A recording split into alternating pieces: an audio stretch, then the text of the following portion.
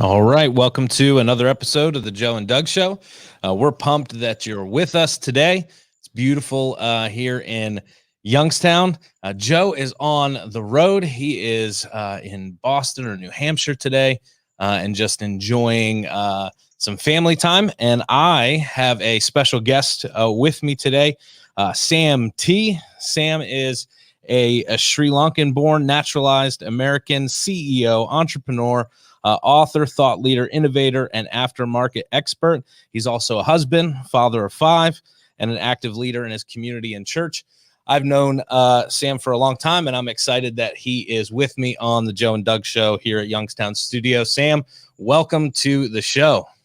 Nice to be here, Doug, and I'm looking forward to the next half hour with you. Going to be good. So why don't you just briefly introduce yourself, give a little bit of your background and journey, both in life and business, real quick for our audience. Yeah, so I'm a naturalized American from the island of Sri Lanka. I came to this country when I was 22 years old. I started off by going to a community college and ended up at Oral Roberts University, where I got a 4-year degree in marketing. Went to work for a company called Cardone Industries in the automotive aftermarket. And I worked for them for 12 years. And then because of a mistake that I made, I had to leave them. And then I went and did some consulting for myself for about 7 years, and then started a company called Parts Life. I started Parts Life in the year 2007. I don't know how many of you remember the year 2007, but it was an extremely difficult time to start a business. And the first 3 years, we really struggled. It was my wife and 4 children at that time, and it was a very difficult time. I tell people it was like I went to fish, and I fished all night and came back home with absolutely nothing. I did that for about 3 years, and then things started to turn, and here I am, 14 years later. I have 3 companies. We are up to about 130 employees, and we're doing some great things for the Department of Defense by getting a lot of parts on very critical weapon systems and that type of stuff. So, very awesome, and it's always an inspiring story to see someone come in and work hard and work their way up and educate themselves and do the things necessary to succeed. Do you consider yourself, the kind of the epitome of the American dream in that sense? I have, Doug. I've never defined success like that. I'm sure that from an outside person looking in, it can sure look like that. And, if that means, having a house, having a wife, having as many cars as you have in the household, then I guess, I've achieved the American dream. But I would like to define success, at a much deeper level, and I would say much more wholesome than just the American dream. But certainly, we can go with that. Yeah, no, that's so good and so true. So obviously, there's so much more than just the company stuff and all of that. But you really have a heartbeat to help people. And it doesn't matter what industry. It didn't matter whether it was, an encouraging word with somebody at church or in the community. So what has been kind of your life motto or mantra? What gets you up in the morning and drives you to do what you do? Yes, so I would say a few things. Growing up in Sri Lanka, growing up in a Christian home, my mother had 2 favorite scripture verses. The first one was the fear of the Lord was the beginning of wisdom, and then the second thing she would always say, to whom much is given, much is also required. And so a few years ago, Doug, I had attended a leadership conference, and one of the things that they had encouraged people to do was to work on your leadership model. And I thought, that would be a great thing to do. And so it took about 2 days and, working on different words and everything else. But I came up with my motto, which I practice, which is, it is to be able to create an environment where others can achieve their God-given potential. So I'm going to say that one more time: to create an environment where others can achieve their God-given potential. So I believe that God gives people purpose and God gives people potential. That is not my job. But my job is to be able to create an environment where others can come and be able to plant in that environment and to be able to grow and to be everything that they can be. Right. And so that has been kind of the design, if you will, or that's the architecture in the way that I am living my life. And there are people who leave us. There are sometimes there are people who work for us only for a season, and I'm going to Yeah. be judged by how I treat that person while that person was working with me. So That's so good, and I believe that too. I believe one of the things that a mentor of mine says, and I believe, is that when I look at people, I see a 10 on their forehead. Everybody is a 10, and they have that potential to live up to that. They may only be living at a 2 or a 3, but if I can come alongside and help them, tap into that full 10, because they're made in the image of God, and they certainly have the potential to live in that space. I love that. So how does your current, how's your book and Sam T Network and your company right now? How do you fulfill that vision in those different spaces? right. So I would say that I started SAMT Network to be able to encourage, motivate, and inspire young people, especially the underdog, right? Because for many years, especially being in Sri Lanka, I couldn't find my feet. I had got extremely reckless. I had got to the point where I wasn't, doing the things that I needed to do. And at 18 years old, Doug, my father said to me, "Stop wasting your time and my money." And he asked me to go to work. And I needed to do that because I had built some bad patterns at my high school. And even though I was trying to make changes, some of those bad patterns kept showing up. I had created a name for myself and I needed a change in scenery. And Yeah. so I did that. And at 18, I went to work in commodity brokering and I did fairly well at it. Sri Lanka is a tropical island, has a lot of spices and has natural rubber. And one of my jobs was to 3 times a week, I used to actually sell at the auction and I became pretty good at it. And that gave me the confidence to be able to go to night school. I hadn't finished my degree. I hadn't finished high school, but I went out and got a diploma at night as a way to be able to, because I wanted to see what I was good at, and I sensed that I was learning the things of business. I became pretty good at it, and that's what I then parlayed into, coming to the US and getting a job and working in business and industry. So I've taken a lot of the lessons that I've learned over the years and I've applied it, to life. And so they said about Joe Parr, the famous Penn State football coach, that he used the game of football to teach the game of life. I know that you're fairly close to the Pennsylvania line. I don't know whether you guys are Ohio State fans or Penn State fans, but it doesn't matter, right? I mean, these are Yeah. two great rivals, and but going back to Joe Parr, they said that he used the game of football to teach the game of life, and that is exactly what my father did with me with regard to cricket. So I decided, I lost my father 30 years ago, and I decided one way to memorialize him would be able to do what he had taught me, which was to take what I had learned from this game of cricket and to be able to apply it to life. And that rolls into your book that you wrote. So briefly, the book is called "The First 10 Runs in Singles." It's called, so to an American audience, right? Yeah. So let me spend a few minutes maybe talking about that. So one of the Yeah. things I did, Doug, you've met some of my sons. They played Yeah. they played baseball at the Dream Park at Cooperstown.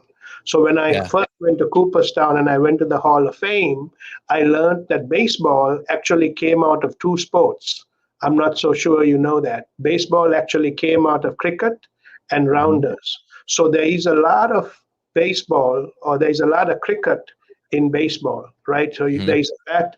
You don't have a, you're hitting with the bat, right? And there's still a ball. The wicket keeper wears gloves. Everybody else, the fielders don't wear gloves. And so there's a lot of similarities, even though it's definitely a different game.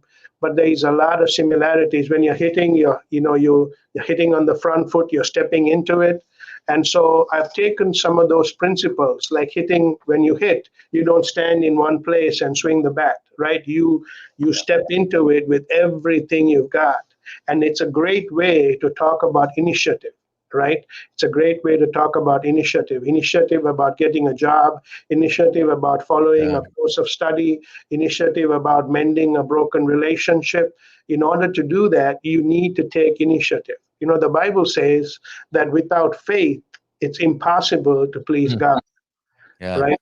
And so what is faith? Faith is being able to take initiative. It's believing in yourself, but also believing in that something that you're going to be willing to do, putting yourself out there, not necessarily knowing fully well what the results are going to be, right? So what I did, I created 30 short chapters, and I took a lesson from cricket, and then I applied it to life as a way to be able to teach young people. And just like in Pennsylvania and Ohio, football is the love language. If you look Yeah. at if you look at South Asia, where I come from, countries like India, Pakistan, Bangladesh, Sri Lanka, South Africa, England, Australia, cricket is the love language. And so I wanted to write to that audience, and that is why I decided to do this book. Yeah, and I've looked at some of the Instagram clips, and I've looked at a few of the nuggets that are on your Facebook page and elsewhere. So a couple of the things that stood out. Now, you just talked about faith, and that's something Joe and I talk about quite a bit on here. And I really believe I'm actually in the middle of writing a book on the mechanics of faith, how faith actually works, because a lot of people talk about it in a very theoretical and kind of ethereal way. Like it's more of a wish for most people, more of a hope, but it's really that initiative, and I like that word.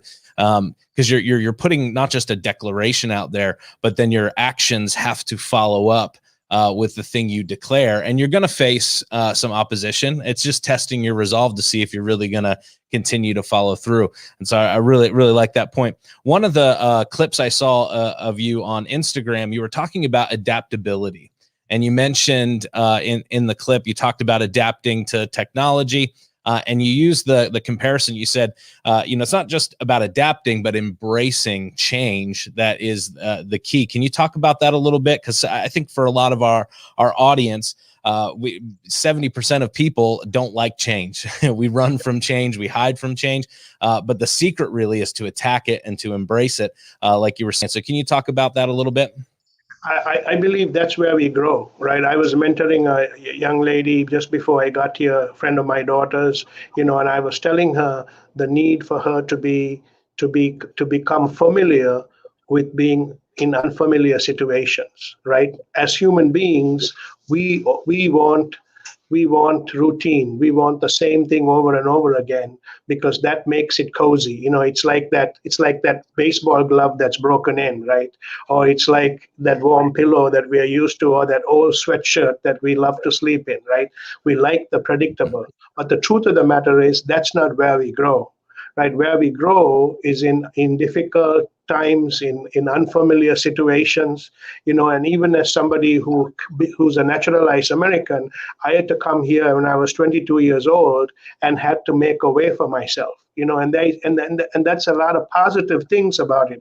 New people, right? New foods, new ways of doing things, right? Driving on the other side of the road, right? All of these things, even though they are challenging, right? This enables us to be able to grow.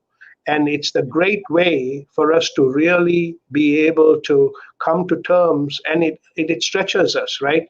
Our Yeah. capacities get stretched, our abilities get stretched, and it's a great way for us to go through life. So even though it is something that we don't want to do, and sometimes we are forced to do it, I think it is awesome. And I would say this: when I had to leave Cardone, when I left Cardone Industries after working there for 12 years, I had to sign a very restrictive non-compete that I would not work in the automotive aftermarket for 2 years.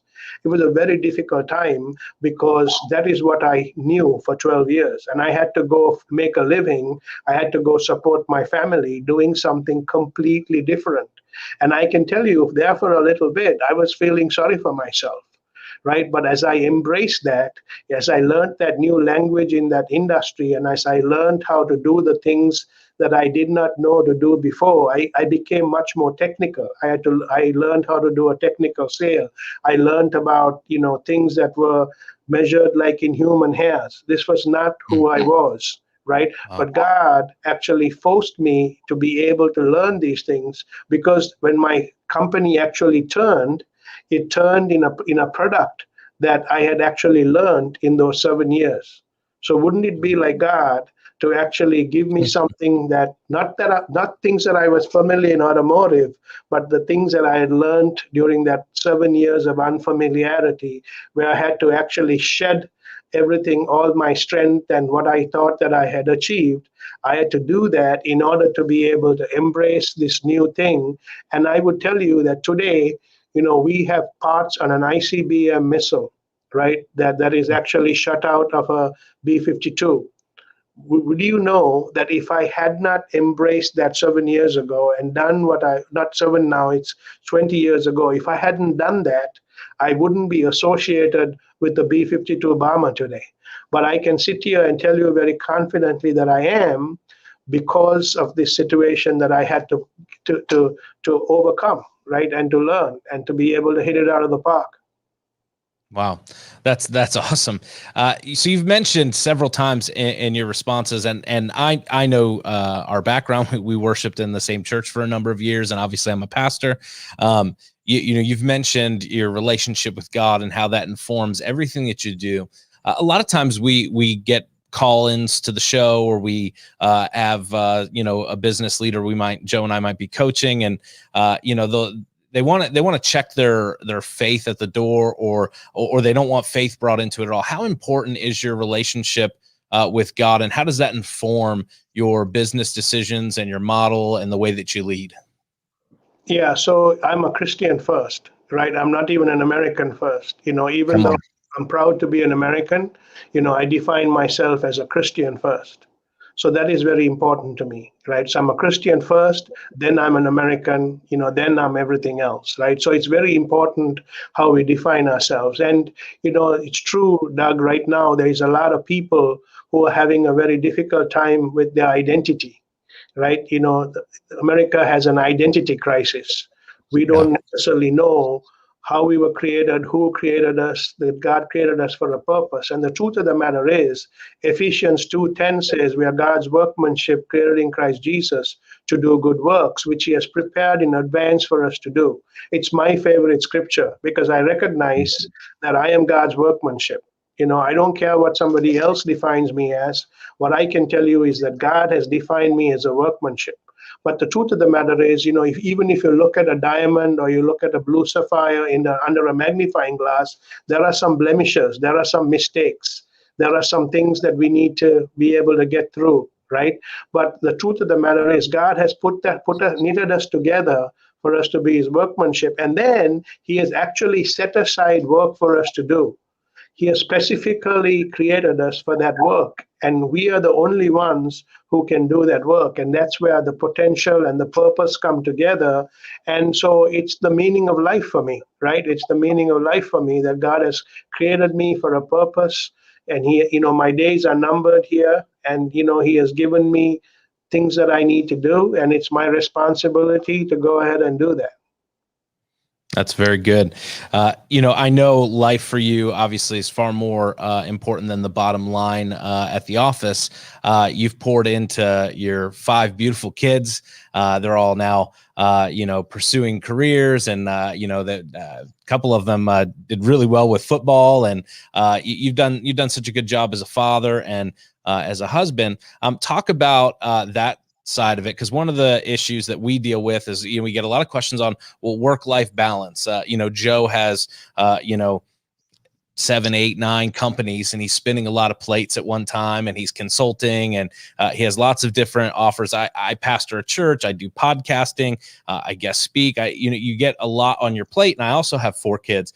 So how did you find the time to invest those values that were so important in elevating your career, and where did you take the time with your wife and your kids? And because most people look at successful people and think all they do is work, and there are things that are far more important than the job that we go to. So how did you do that with your kids and your wife and stuff? I think in the book of Ecclesiastic, Solomon says, for everything there is a season, right? So there was a season that I needed to be at every football game. I used to be at every Pop Warner practice even, right? Because Hmm. I did not want to let that time go by. Today I am happy. I'm a rich man because of all of the relationships that I built there and all of the opportunities that I had to see my sons and my daughters do what they were doing, right? And I still have my youngest daughter is still in middle school, so we still have some of that going on. But I think, first of all, as a man, I need to listen to my wife, right? Because she tends to bring that balance. Yeah. I listen to her, right? When she's telling me, no, I don't think you should be doing that right now. You know what I mean? It's a great way to be able to kind of have that person to kind of balance you out. And the nice thing is, even though I worked, my wife worked from home. So my children were well grounded because they had my wife to come home to, right? And so she was like the COO while I was the CEO. She was the one who was at home taking care of business, and that was and we balanced out, right? We made things work, and we didn't have any family here locally. So my wife Mhm. and I, the brunt of growing our children was on our shoulders for sure. And it's not over yet, but I think we have done what we've needed to do. I think one of the most important things, Doug, that we can do is to love our children unconditionally. It's something that I learned from my own parents, right? Is to love our children unconditionally, and we have done that with our kids. The way we love our kids is not based on performance. It's based on who they are to us, not because of what they can and can't do. So that's important. That's so good. And, I see your kids from a distance, but I also had the opportunity I think I was maybe your oldest is, I think I was his first and second grade Sunday school helper and was helping in kids church when I was in high school. So it's awesome to see, particularly Dylan, the young man he's become, and your other sons as well, and your daughter. Awesome to see what God can do with the faithfulness of mom and dad and the grace of God being in the mix of it. That's awesome. Yep. One of the things I like to ask when we have folks on, what's some stuff you're believing for the future? One thing I've learned as we've had entrepreneurs and we've had business people on, they're always thinking about 5 steps down the road. So when you're looking right now, there's a lot of people that are saying, well, the economy this and inflation that, and everybody's concerned. But one of the things that I see consistently is that entrepreneurs don't care who's in the White House. They don't care, what the economy is going to do or not do. I mean, they're aware, but they're pushing forward with their vision and their passion, and it doesn't matter which winds are going to blow. They'll adjust their sails how they need to. So what are some of the things that you see in front? Maybe what are some of the things that you're believing, some doors maybe for God to open so that you can continue to do that, what you've been built to do? So we are waiting on a very large contract right now. We are hoping that we are going to win it. We have a lot of good indication that we will win it, and so we're just waiting patiently. It's been a 2-year process, and we are waiting to be able to start working on that. And I also created a coloring book about 5 years ago. And I Okay. created this coloring book because this was my way of doing the BHAG. So when you think in terms of strategic planning, a BHAG is your big, hairy, audacious goal. And my big, audacious goal was to have a component or a part on every major weapon system. So the way I visioned that was by creating a coloring book. And it's called Jets. I think it's called Jets, Plane. It's called Jets, Ships, and Hovercrafts or something like that. But I created this coloring book, and it's actually sold on Amazon and stuff like that. We give it away to our customers. But it was my way of being able to vision, where I wanted things to go. It was something that transcended even me. This may not even happen in my lifetime, right? But one of the other things from a people standpoint, one of the things that I would love to see is every single person that works for me own their own home, right? Come on. I read a book recently called Mystery of Capital. And in that book, the Chilean economist talks about the fact that in a country like America, right, where we are still a capitalistic country, the way that you create capital for yourself, the primary way you do that the first way that you do that is by owning your own home, right? Even when I started the company that I started, when I bought the company that I bought, it was my home that I used as collateral, as a way to be able to get the capital I needed to be able to do that. So I would say in the last year and in the last 18 months, we have helped over 20 people that work for us be able to become first-time home buyers, right? So this is something that I'm very passionate about, because now that allows them to be part of the American dream. That allows them to be able to assimilate, right? And Yeah. so that is very important to me. And then I read another book called Enabling Us, and it talks about what it means. What does it take in order to be able to fundamentally change society? It takes four things, right? It takes education, it takes a job, it takes healthcare, and it takes a place to live. If you think Mm. about it, three of the four things you get when you get a job. When you get a job, you usually can afford to live someplace and you get healthcare. What you don't always get is education. So one of the things that I'm doing in my company is I've hired somebody to come and help me in learning, to put together curriculum so that I can take a $12 person and turn them into a $15 person, a $15 Mm. person into an $18 person, and continue to help grow them so that they have abilities and opportunities to be able to grow in their work. And by doing this, right, you are building a stronger community. You are building a stronger society, because when somebody has a job, right, and they have a career and they have a career path and they have some work to be able to go to, this is a great way for us to be able to make society where it needs to go. So I am heavily invested in that. To be honest with you, that is my life passion, to be able Mm. to see, the people that work with me and others, to be able to live and to be able to achieve that God-given potential. That's awesome. And it's got to be a good company to work for. You want to educate people. That the culture you're exuding, through the screen, I think is an envious culture. A lot of people complain about the places they work, but there are great places to work right now.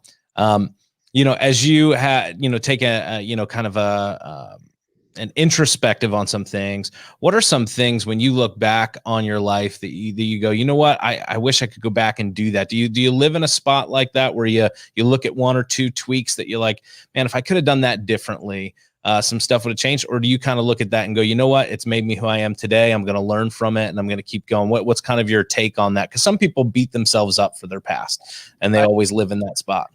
I don't, right? So because I received this type of love from my parents, that's the same love that I live in today, right? I believe that, God has forgiven me for the sins that I've committed, and he's actually forgiven me for the sins I'm going to commit in the future, right? And Yeah. so the beautiful thing is that we need to live life in a way like we need to be like the GPS, right? The GPS doesn't necessarily think in terms of where you were. More important. I had a friend of mine who said that when you think about the rear view mirror and you look at the windshield, the proportion of the rear view mirror is so much smaller than the windshield, right? It's more important to be thinking in terms of where we are going. I Yeah. have very few, I have tried to live life with very few regrets. I'm sure there are some things in my life, there are some things that I have done that I'm ashamed of, there are some things that I feel like I could have done better. But on the other hand, there is so much more life left in front of me, and I want to make sure that I'm not missing those moments and I'm not missing those opportunities to be able to continue to do good things. That's so good. And I agree. I've used that illustration before. When you look at that rear view mirror too much, you'll get into an accident with something in front of you. You got to be looking ahead. That's very good. What would you say from your book? Are a couple of what's your favorite chapter that you wrote in your book? So I would say I talked about initiative a little bit. So that hitting off the front foot is very important, but also in cricket, just like in baseball, there is a ball that is bowled. It's called a googly. It's bowled like a leg break, but it turns like an off break. So it's hitting that curve ball, right? And so one of the things Yeah. I think about is I didn't come out of my mother's womb learning how to hit that curveball. Right? It was something that I had to learn, and I had to learn through failure. And so I talk Mhm. about hitting the curveball, or being able to discern that googly, and I talk about discernment, right? Discerning people, discerning situations, and discerning seasons, right? It's very important for us to be able to learn how to discern, and it takes time, right? I see people that get caught up in all types of things that they shouldn't get caught up in, and it's a lack of discernment that actually causes that, right? So it's very, very important for us as we go through life to be able to practice discernment and to Yep. actually learn how to discern. And sometimes you need help of other people to help you with that as well. Yeah, no, that's very good. So we have several people. I'm seeing some comments in different places from all over the place. We have somebody from Antigua, a couple different spots watching, and you do obviously travel a bunch.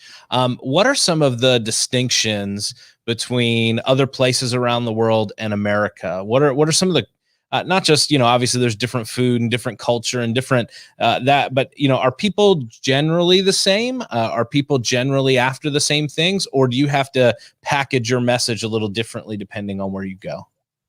Well, that's part of being adaptive, right? To be able to, so in cricket, we talk about being able to play on any pitch, right? But I would say, end of the day, people have very similar value systems, right? They want better for their children than they've had. If you think about Maslow's theory of needs, right? It's the safety and physiological needs, and then you go to the higher needs. And I would say human beings. I mean, I've traveled in over 40 countries, and I would say that people in general, and I don't even have to qualify it by saying in general. I think people want to be safe. They want to be secure. They want what's better. They want something better for their children than they have had, and that type of stuff. But I think what makes America great, what makes America separate is, they say that there are two countries in the world where capital follows talent instead of establishment, right? So capital usually follows establishment. That means who you are, how you've been born, what school you went to, is what gets you the capital, right? The Mhm. US and Taiwan are distinctly different, right? Who gets the capital is the people who have talent, not Yeah. necessarily people who have establishment. Now you've started to see some of that changing, but if you go back fundamentally and still look at the people who are starting new businesses, people who are doing extremely well, you still have a lot of people, excuse me, people who are naturalized, people who have come here and have had to start all over here. There are people who are like that who become part of the American dream. I mean, I'm a good example of that.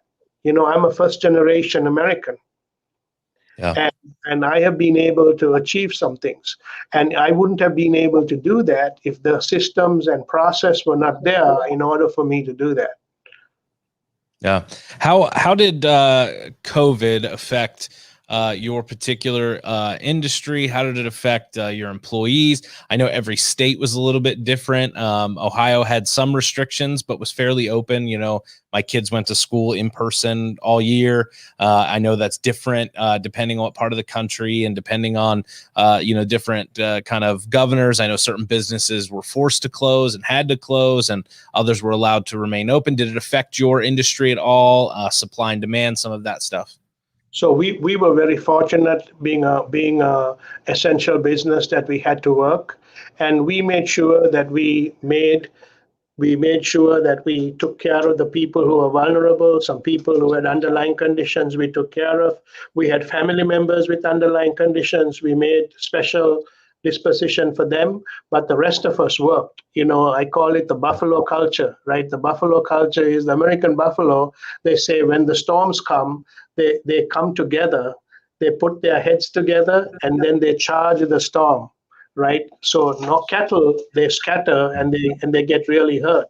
But the buffalo, the American buffalo, puts its head down and they come together as a herd and they charge the storm.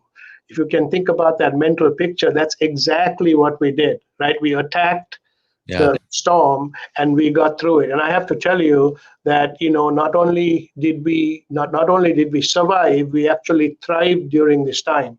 And I can tell you a lot of it comes down to leadership, doesn't it? Right? Yeah. I have to tell you, I was traveling in the country of Guyana once, and I was in something called the Couture Falls, and I was in a plane, and there was a lot of turbulence, and we were in the clouds for quite some time. We were in a small plane, and there was a lot of turbulence, and there was clouds, and I couldn't see the horizon. But the amazing thing is that I could see the pilot. And because the pilot was relaxing, guess what I did? I wasn't afraid. I relaxed right through the journey, even though I didn't see where we were going, and even though the small plane was going up and down, right? I got through it because my eyes was on the pilot.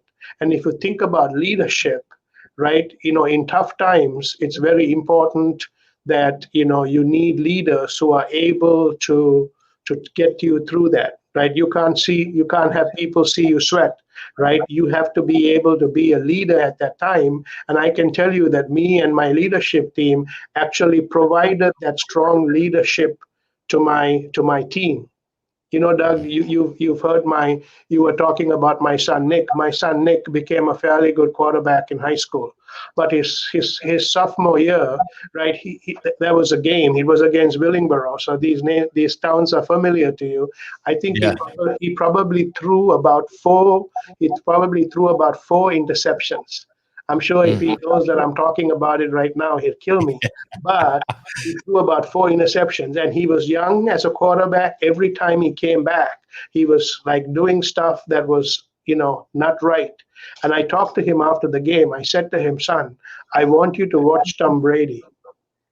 Watch Brady after he's thrown an interception. Watch him after he's done something that didn't go very well, right? And I was able to teach him he's a cool cat. Tom Brady was a cool cat, right? Even, when Atlanta was beating them by 3 touchdowns, right? He still was in the game. Everybody else, including the owners of the Falcons, were actually at the sidelines ready to celebrate, but the game wasn't over, right? So there's so much we can learn from sport. And one of that is, we need to be able to keep our head, and we need to keep our stomach in the game, right? We need to be able to, get through those difficult times. That's what leaders are meant for, right? Leaders are not meant for easy times. It's not, ice cream sundaes, right? It's during tough times. And as you look around, you will see that I'm not so sure how many leaders actually led during that time. And one more concept is, you need, when you don't have data, you need assumptions. But once you have data, you don't need assumptions anymore. Now you follow the data. So in times of uncertainty, right, we need to have assumptions. We need to be able to say, here is what I think is going to happen as we head towards that thing. But then as more data becomes available, we need to be able to adjust. Right. That's why sailing is a great example of leadership. Right. We need to be able to adjust based on how the winds are, based on what the seas are doing. Right. And I didn't see a lot of that in the leadership around us. And that is so important. And that's why it's important for us to be nimble. That's why it's important for us to be able to think in a way that makes sense, not only for yourself, but for all the others around you. Yeah, no, that's very true. And we adjusted a ton. I know, church wise, we had to navigate, we closed for, almost 3 months and then reopening. How are we going to do that? And we had to, I bought more hand sanitizer and, and stuff that had never been in the church budget before, but you had to figure it out. And, you had to navigate it, and you had to do your best to love people, and everybody had their various opinions, and, you did your best, with what you had. But as a leader, you make the decisions that nobody else wants to make. And I think it was Steve Jobs that said something like, if you want to make everybody happy, sell ice cream, Yep. don't be a leader. Yep. And I find that to be true. And the longer, the further I get into leading my church, the decisions they pay me for are the ones that nobody else wants to make. If everybody wanted to make it, they would sit in that spot. Who are, one or two or three mentors or people you kind of look up to, poured into your life? Who are some of those folks that you kind of have modeled yourself after? So there was a guy by the name of Mark Spuler, who was at Cardone. I don't know whether you knew the Spuler family, but he poured into me a lot when I worked for him at Cardone. He was probably my strongest mentor in the workforce. But I would have to say that my parents, my father and my mother, my father was a military officer, my mother was a school teacher. They lived their entire life of service. And so, I got a lot of grounding from them over the years. And then I have other guys like Joe Beretta, who passed away. He was someone that I was very close to, that has mentored me. And there are others. I've been able to surround myself with people who I've always looked up to and learned from. That's good. And how about books? Are you a big reader? What are, if you had a new executive starting with you, you would buy them these 3 books and say, these are must reads for you? So I am constantly asking, my team to read. Currently, a lot of the books that I have my people reading are around government contracting, because government contracting is extremely complex. But there's a book called The Switch that I recommend, because it talks about how to lead where during difficult times, right? It's called The Switch, and it's very, very important. It's a very important book. There are others. Covey's books are good. John Maxwell's books are good. I'm somebody who reads. I have a lot of books. I read a little bit here and there, so I'm not somebody who features a book. I read a little bit here, read a little bit there, and then I put it all together. That's so good. Well, we're coming to the end of our time, Sam, and I so appreciate you being on the show. If our audience wanted to buy your book or connect with you, where can they find you at? What's your website, your social media, etc.?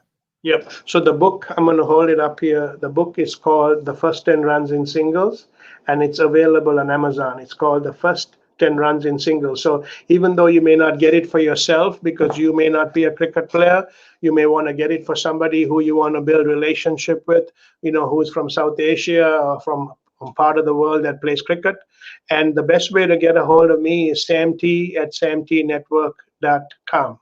And that's the best way to get a hold of me. And I'm on most social media. I'm very active on LinkedIn. It's primarily the way that I communicate today. When I communicate, I'm primarily on LinkedIn, because I am communicating to people who are in the workforce, and I'm talking to people about leadership and different things that go on. So that's the place that I like to write and to be able to see things. Excellent. Well, Sam, thank you so much. And thank you, audience, for joining in this interview. I hope it was refreshing for you, and I hope you enjoyed your time with us. I'll be back here Thursday with a special guest in the studio, my friend Michael Lagares, pastor at Victory Warren. So you won't want to miss Thursday's show, and that will kick off at 6:05 live on Facebook, YouTube, and everywhere you get a podcast. Thank you for listening to this show on Youngstown Studio. If you like our programming, we invite you to subscribe to our YouTube channel, follow our Facebook page, or subscribe to your favorite podcast platform like iTunes or Spotify. This is original Youngstown content, and we would appreciate you sharing the videos and the word about us. Thank you.